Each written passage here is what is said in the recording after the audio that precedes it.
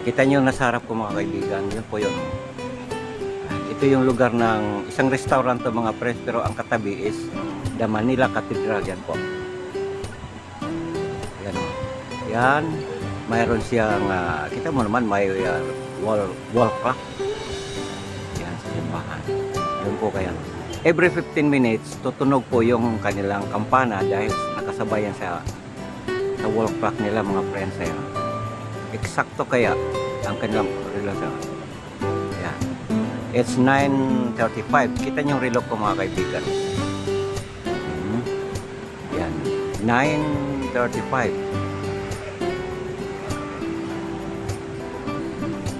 Eksakto lang oh. 9:35. 39:40. So yun po ang isang relo.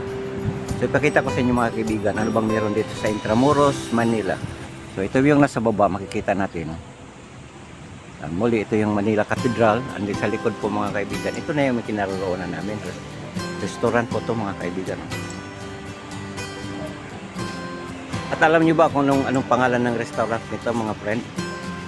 Punta tayo dun sa baba. Nandoon yung kanilang pinaka-entrance. So ang aking kinaroroonan mga kaibigan is nandito kami sa 3rd floor. Dito lang po to sa La Cathedral ng Intramuros, Manila. So dito pwede kayong mag-inquire at magpunta dito kung meron kayong mga special event, kasal. Yung mga friends. Ang pangalan dito is The Vera Wedding.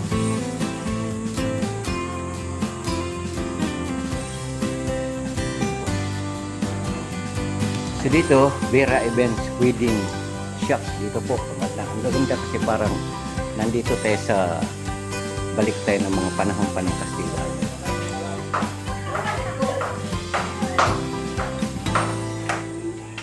Ayan po. So ito yung lugar na ang gaganda oh. Dito naman sa taas, sa 3rd floor na nga. Yun po, dito matatagpuan ang La Cathedral. Ito po yung pinaka ano nila mga kaibigan. Wala pang ngalang tao kasi umaga pa.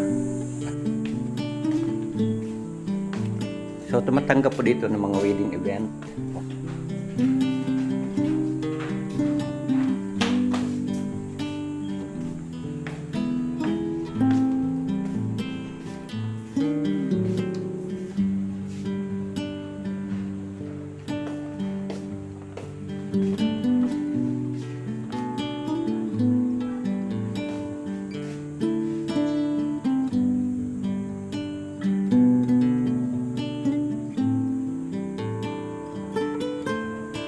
Ito isa sa magagandang lugar na kung dito tayo magpunta, kung may mga special event kayo dyan.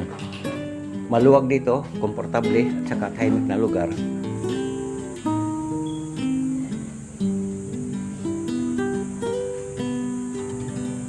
Dito lang po yan sa La Cathedral Cafe.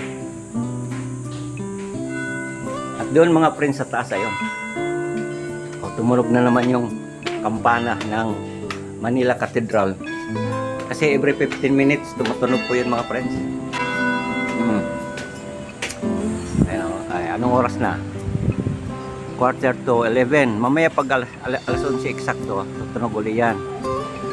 So yun po ang orasan ng Manila Cathedral. Every 15 minutes tutunog ang kampana. Ito yung ginagawa nilang orasan. Okay, so tapos na. Punta tayo sa ibang lugar. Ayan ang kasama ko. So ito ngayon pwede ninyong i-contact kung gusto ninyong pumunta rito. Yan, contact number yan mga kaibigan. Vera.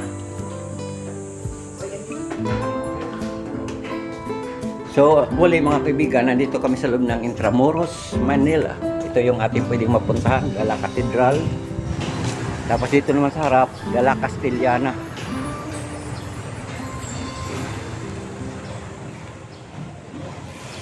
Magkatabi sila sa Vera Events Wedding Shop. Yan po mga kaibigan. So diyan kami kumain. Masarap ang pagkain lang, talagang sariling atin. So guys, sama tayo. Ikot tayo sa buong Intramuros, Manila. Yun po mga kababayan, ang The Manila Cathedral.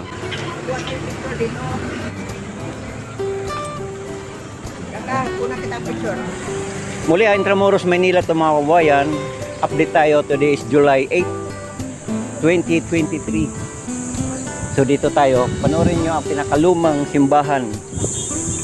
Sumasdan nyo mga kaibigan ng The Manila Cathedral.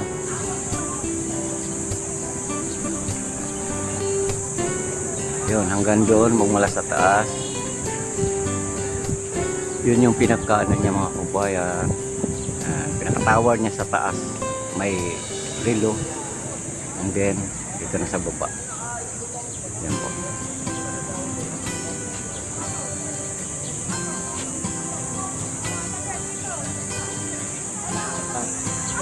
Ande.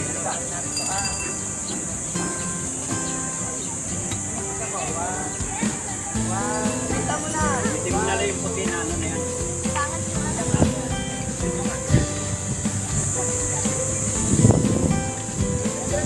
So tuloy tayo dito tayo sa monument mga kaibigan. So ito yung kabuuan ng plaza. Ayan. Ayan. So Sabado ngayon, hindi ganong marami ang namamasyal. At dito naman sa kabila mga kaibigan, tuwing eleksyon, dito po maghahain ng kandidasi yung mga politiko. Ito yung Palacio del Gobernador. Maingay dito pag panahon ng eleksyon. Marami ditong partidos, di partidas. So, Manila Cathedral, katabi niya ang Palacio del Gobernador. Alright.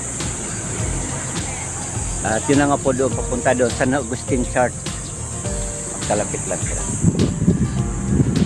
At ang pinakalumang tricycle sa buong Pilipinas. Lumang tricycle. Kasama kabayo. Ayan. Ito pa yung panahon pa ni Jack Rizal. Ito yung makalumang ano nung araw. Dito sumakay si Maria Clara at saka si ano. Yan ang buhay ng kabayo. Kita mo naman yung mga style pa nung araw. Dito yung apakan. Ayan. Tapos yung gulong niya.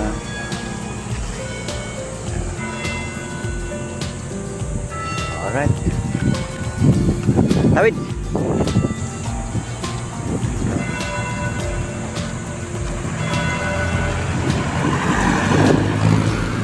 So mga kaibigan, it's a walking distance lang from La Cathedral Restaurant, La Cafe, La Cathedral Cafe pala.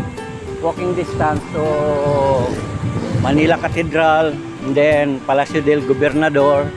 Katabi nito is ang fire department.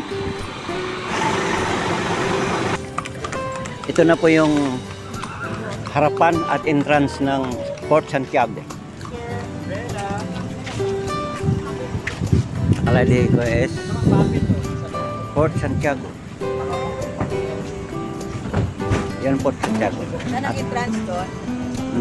Diyan tayo papasok. Diyan tayo papasok. Yan ang kabayo.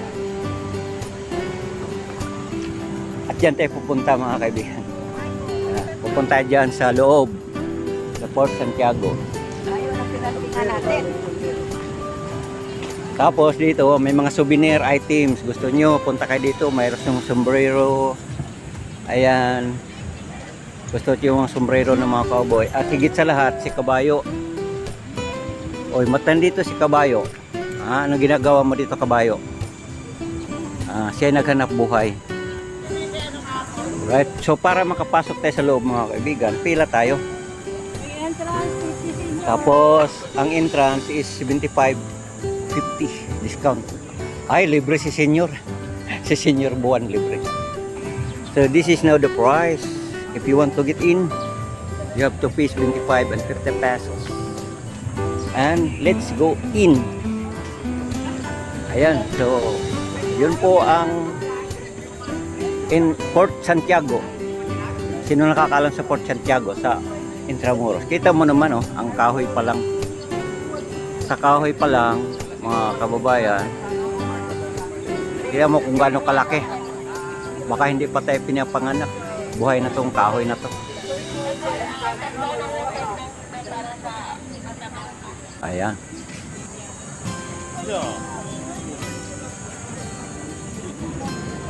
So ngayon guys, ito tayo, magbabayad tayo ngayon. At ang ating babayaran ngayon dyan is 75 pesos, 50 pesos, and then discounted na po ang senior citizen and student, PWD. Alright. At saka itong unang makapag-antrax dito mga kaibigan, sa kahoy pa lang ito. Isipin mo sa laki na yan. No? Pagkatapos makakuha ng ticket, Nationality siya meron sa ticket. Hello? Ticket. ayan. Ayan, tatak. Ay, Yeah. Kaji Boy. Wala na bang tatak? Japan? Okay na. Japan. Arigato ne. Ayan, so pagkatapos na makakuha ng ticket, ay punta dito, magpatatak. At dito tayo mag-umpisa mga kabayan. Alam nyo ba itong lugar dito? Ito yung mga garrison nung araw na ngayon is iba na ang ginawa. Dito nung araw, way back 1980s, dito makikita ang pinakamalumang sasakyan ginagamit ng mga panahon ng ating mga VIP. Ngayon is kainan na lang. Ayun.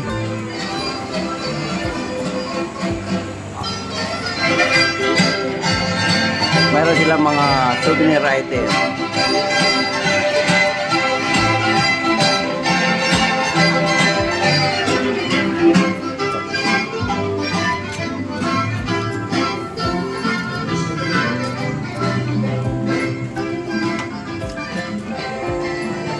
Dito, kung gusto nyo magtanong ng kung ano-ano pa man, ito yung information center ng Port Santiago. At dito, pwede kayong, ito yung pwede nyo malaman, Intramuros Visitor Center. Dito yon nung kapanahonan pa ni Jose Rizal, ganitong style nung araw. Yan. Tapos, ito yung tunnel na to. Ito yung papalabas, Ross Boulevard. Hindi tayo makalabas, nakakandado. Pagdating doon, yan, labasan na yung mga kaibigan. Pero ngayon dahil sarado, yan, hindi tayo pwede makapasok. Sarado kasi walang Guardia Civil. Yan, so balik tayo.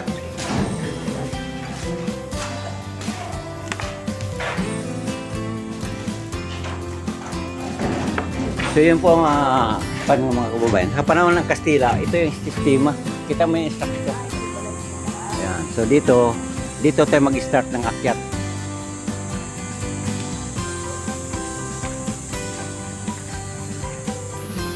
Okay, so let's start.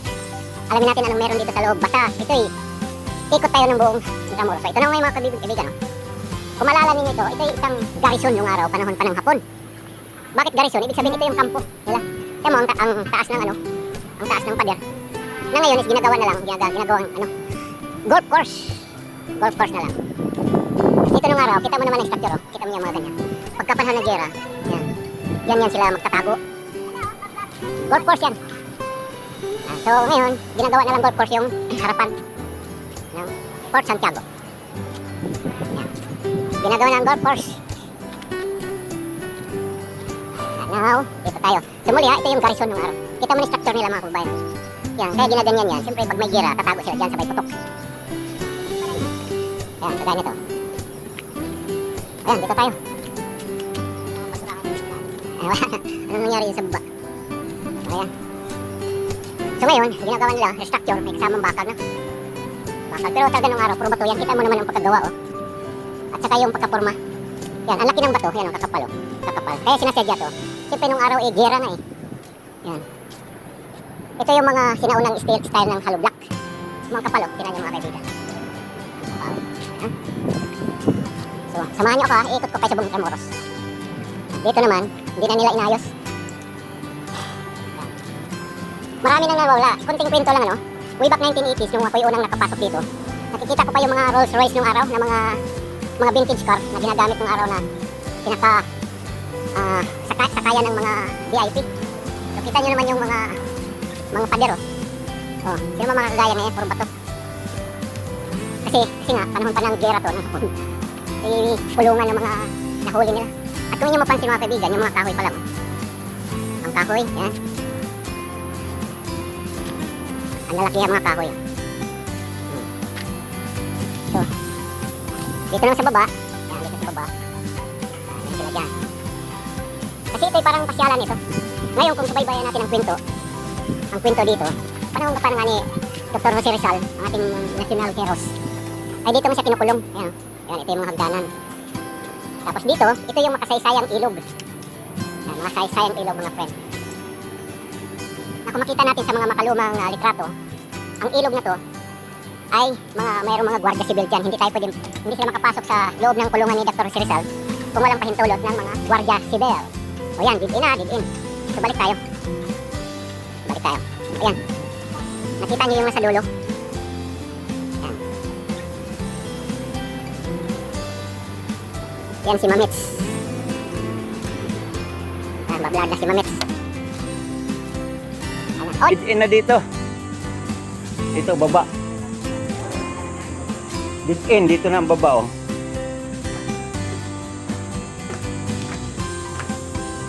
Tapos dito, sa banda rito mga kaibigan, tingnan nyo kung anong ating makikita. Ito yung ginamit nila noong panahon pa ng bakbakan. Ito yung basuka na panglaban sa giyera. Yan. Okay. At ating basahin ano nakasulat dito. Ay, hindi na mabasa. Yan, pagtiyagaan na ninyo basahin mga kaibigan. January 1942 to February 1945. Honor roll. Her name or posterity are the men and women who were incarcerated in this fort inside temporary cell bed in this. Basta ito yung mga pangalan mga kaibigan. Mga nakulong nung araw. Kumbaga sa panahon natin ngayon, prisoner of war. So yun nga po mga kaibigan, dahil ito yung makasaysayan na lugar. Kita nyo naman tong harap. Kung isipin natin noong araw, sa harapan ng kulungan is isang malaking plaza. Kita mo naman mag-isip ang mga yung araw pa, panahon pa ng mga Kastila, si Gomborsa, Gomez, Burgos at saka si Zamora. So mamula dyan, ang pinakatumbok nila, yun ang Palacio del Gobernador. So ibig sabihin kung ang ating iisipin way back 100 years ago, yun po ang Palacio del Gobernador, bahay ng gobernador. And then sa harap simbahan, ganun ang mga style ng araw ng Kastila eh. Magkalapit yan, Palacio. And then sa harap is Manila Cathedral. And then pag dito naman sa kabila mga kabayan, ayun oh, ayan ang kulungan ni Dr. Jose Rizal. Sino ba yung isa na yan? So yun mga kabibayan. O yan. Kilala nyo yan? Maingay din yan eh. Yan si Ma'am Ski Shining. So yun mga kaibigan, kung ma-imagine ninyo, yan ang pinaka-gate. Kumbaga sa ating panahon ngayon is Bilibid dyan sa Muntinlupa. Ito naman, kung way back 100 years ago, yun po ang pinaka-main gate ng kulungan. At sa harap niyan ay ilog. Yan. Magmula dyan, papunta dito. Nakita nyo yan, parang may butas-butas yan. Kung may imagine natin nung araw, isa itong magandang ilog na presko. Dumadaloy ng malakas ng tubig. Ngayon, hindi na. Kasi stagnant water na. Ayan.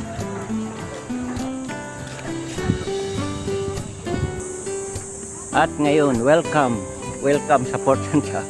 Ito po, ito mga friends. Oh.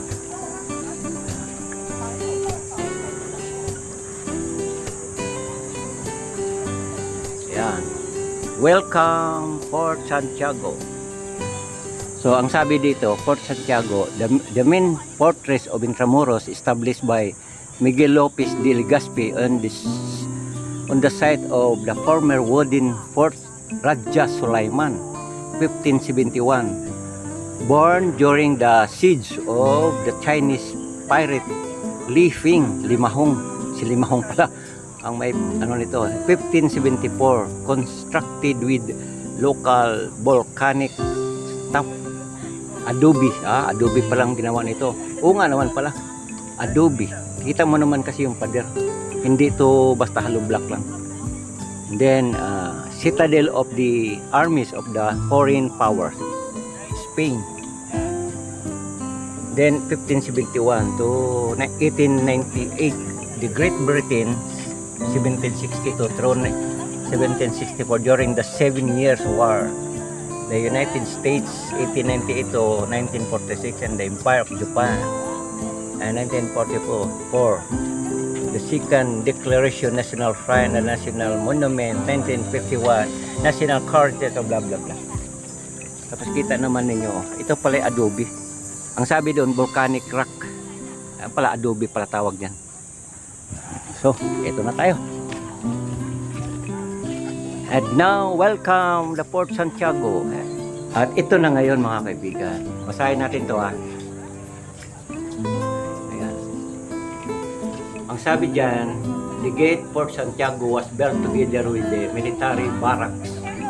In 1714, it was destroyed in the Battle of Manila, 1945. 1945, the Intramuros administration restored the gate in 1898. The Honorable Carlos Romulo, Minister of Foreign Affairs, donated the fund of the relief carving with Fredo Layog of Bitis, Pampanga, taga Bitis palang gumawa nito. Carve the wood finial sarcastia salonga and the store carving blah blah blah. Alright, so yun. Welcome Fort Santiago. Ano nangyari? So yan pala gawa ng ano yan.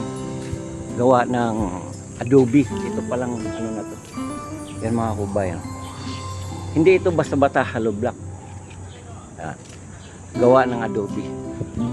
So yan may akyatan pa dyan. So mamaya dito muna tayo.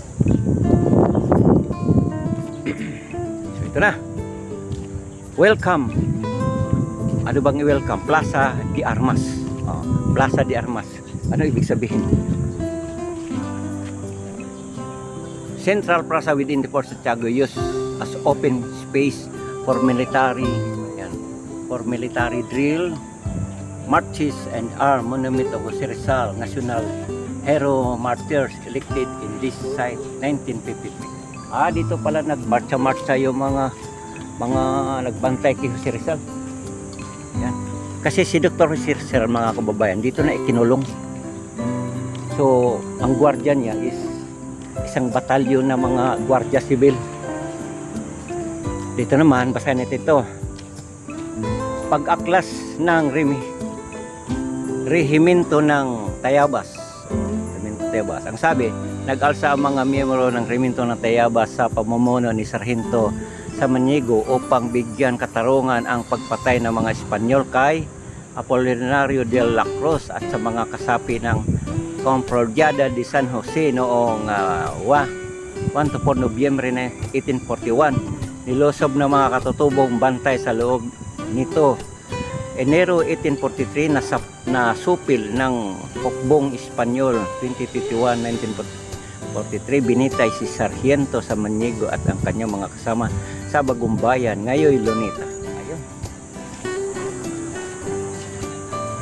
Ito naman Dambanang Rizal. Ang ladrilyong guho ay bahagi ng isa sa pinakamatandaan. Hindi natin basahin, matagal. So ito na yung monumento ni si Rizal. In memory of Dr. Jose Rizal, ito yung kanyang monument. Yan. Nakikipaglaban sa kasarinlan ng Pilipinas.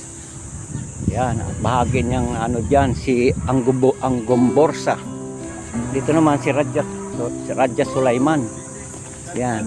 Raja Sulaiman. Dito po ang constructed as military barracks and the Cuatro de Escuela as school for petty officer. 18th century. And this is chapel. O, kapilya pala to ni Raja Sulaiman Theater.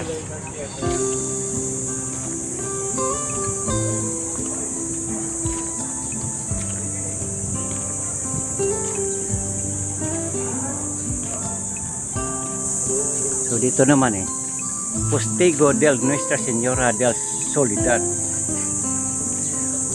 Poster news as access from the Port Santiago to the Pasig River. Lieutenant Governor Simon de Anda leader the Spanish resistance against the British capital of the Manila.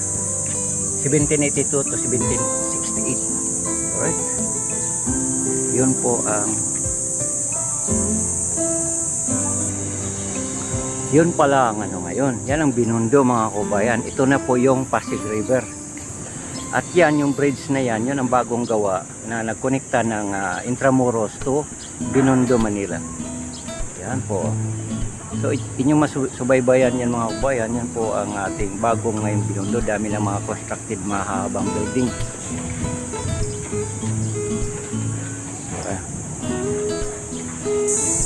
So pagkagaling po dyan, dito, tapos na tayo dyan, di ba yan ang Binondo, Manila? Kasi ang Binondo at ang Intramuros, Port Santiago, magkaharap lang, tawid Pasig River lang. So balik na tayo dito sa loob. Kung nyo napansin ngayon, ang taas ng pader, pero hindi yan yari ng hollow block, yari ng mga adobe. Kita mo kagaya nito mga preso. Lalim yan. Talagang sinadya yung gawin. Dahil yan pang depensa yan. Sa panahon pa ng Hapon ba ito o Kastila. Yan. Kaya yung ginaganyan yan. Kasi ito yung garrison na masasabi nila. Ang mga military, kampo ng militar. Alright, balik tayo mga kaibigan. Back to Port Santiago. At ngayon ito yung Guardia Civil. Tingnan nyo ang Guardia Civil ngayon. So balik na tayo.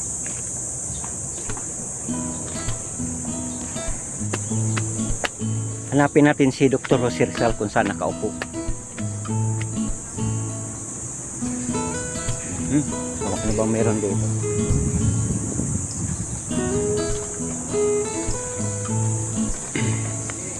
Dito. Kotin natin ang buong Port Santiago mga friend. Magbabalik tanaw tayo ng istorya ng panahon pa ni Dr. Rizal. Ito na yung nagsisilbi ng second floor. Ngayon, ano bang meron dito? Yan, nakita nyo yan mga kaibigan. Yan.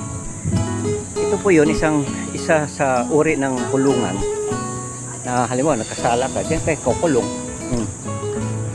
Yan o.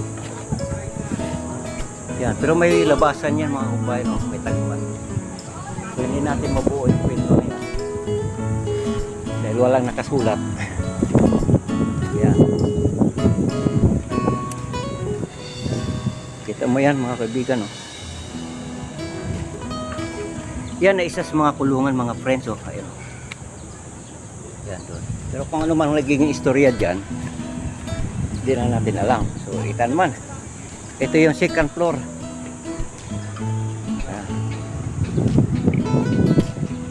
Kita yun yung mga friend ang tapas ng mga building. Yan. Yun ay papunta ng Manila Bay.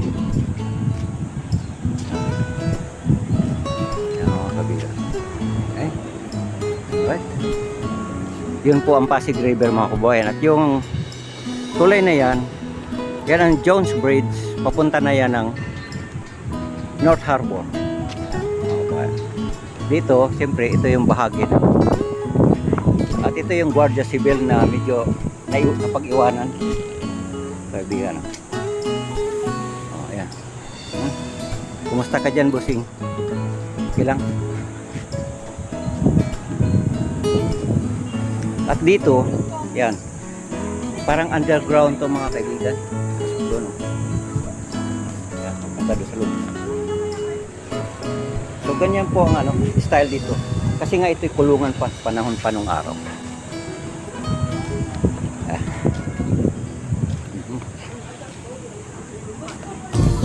Pasukan natin ito. Exit. Exit only. Exit. Ito. Pagbasdan nyo mga kaibigan, kita mo, warak-warak pa to. Hindi na inayos. Yan o. May mga pasukan pa dyan. Yan. Hindi na natin malaman anong meron dyan. Pero ito yung bahagi na isang Fort Santiago. Yan, dito warak-warak na yun, no? Kasi yan, nung araw, alam mo naman mga armas nung araw, wala pa namang missile. Ang armas nung araw, kanyon.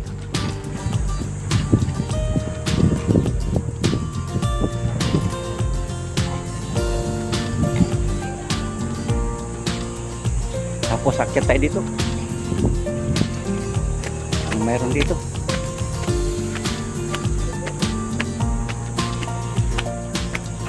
So ito yung tour of Fort Santiago, Intramuros. Hindi pa tayo nakarating doon sa kinaroonan ni Dr. Jose Rizal. Yan. Masdan ninyo ang Intramuros ngayon mga kababayan.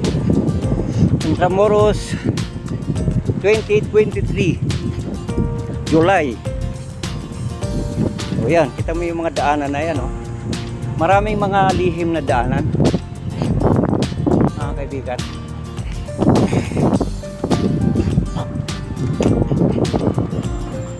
Yan. Ano ba mayroon dito? Wala. Mayroon nga tapaskan.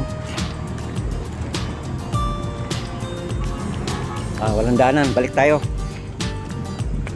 Pero kita mo, masdan yung Intramuros. Marami silang mga lihim. Kung ano mang lihim ito. Yan.